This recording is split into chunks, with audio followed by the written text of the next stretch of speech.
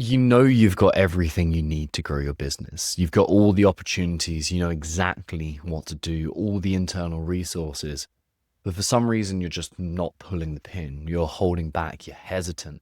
You've got this internal conflict that's pulling you away from the big decisions that you know need to happen. So, kind of naturally, you end up beating yourself up. I mean, you get pretty hard on yourself.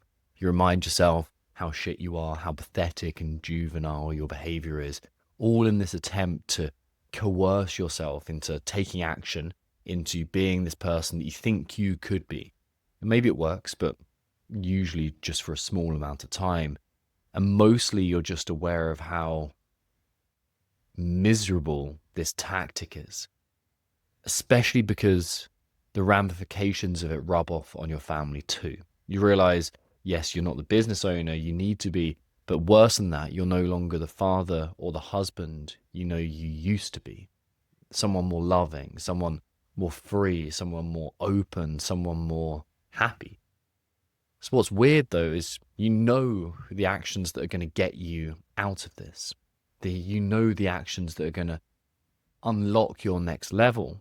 You've got a clear path. You know what to do. And in fact, you've probably got a business coach who has helped hundreds of others in this situation navigate this exact same step. And they've sat you down, they've taken you through each step, but still you don't commit, which robs you of an internal relationship with yourself. Life is slipping by. Days go by in this blur, and somehow you're almost already a decade older. This isn't hyperbole. It's a true story of a client that I'm working with, or it was the true story of a client that I was working with. Insanely capable guy, lovely guy, doing pretty well, but not thriving, not living the life he wants, not having the same amount of freedom and impact that he really wants, not moving forward as he wants. He's a little different now, though, because he's learned this one simple 4-step formula in self-mastery, one that I'm going to share with you today. In his words, now he's more at peace than he has been in a decade, because he is now taking action on building the life that he's going to love, not just one that he's learned to accept. So here's exactly how he did that. It's always been this guy's dream to move abroad. He knows he can give his wife and kids a far better quality of life in a different culture, different environment, with different people around. It's something his wife is 100% on board with too. But somewhere along the line, he just stopped believing that this life was possible for him.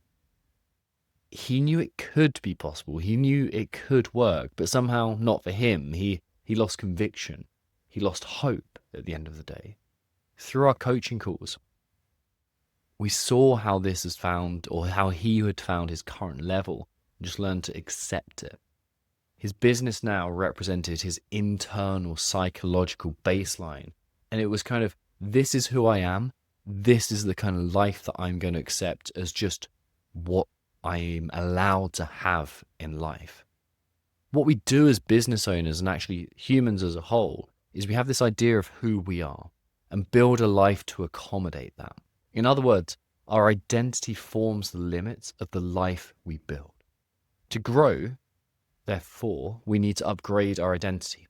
We need to see where we are limiting ourselves, how our thoughts keep us stuck, how our emotions prevent us from action, how our beliefs ultimately stop us from seeing the opportunities and the paths in front of us. And to grow, you need to do just 4 things. First, accept that your growth is limited by your mindset, by your level of mental fitness. Understand that your beliefs determine the quality of your mind, so your emotions, and your emotions create your thoughts, and your thoughts make you act in a certain way.